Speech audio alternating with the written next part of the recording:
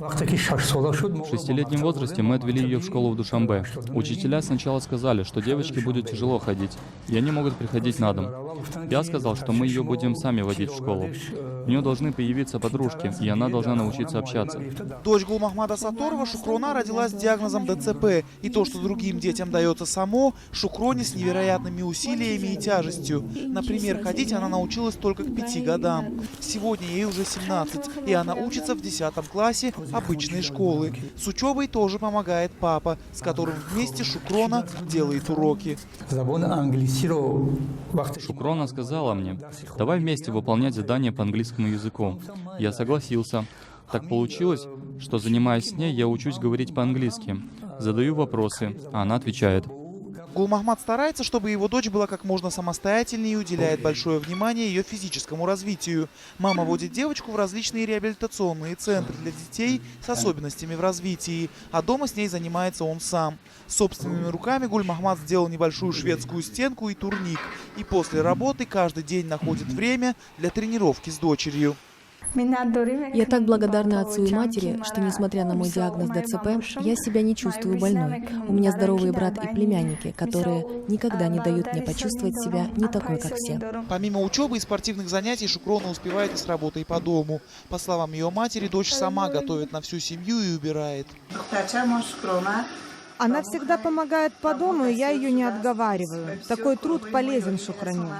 Около месяца назад Махмадали узнал о конкурсе «Я горжусь своей дочерью» и решил отправить фотографию, на которой вместе с Шукроной делает уроки. По словам мужчины, все их усилия не принесли бы пользы, если бы его дочь не тянулась к знаниям. Он действительно гордится ей и хочет показать пример другим отцам и дочерям. На конкурсе Махмадали и Шукрона получили приз зрительских симпатий и планшет, который необходим ей для учебы. Общеизвестно, что отцы играют огромную роль в становлении девочек в их жизненном пути.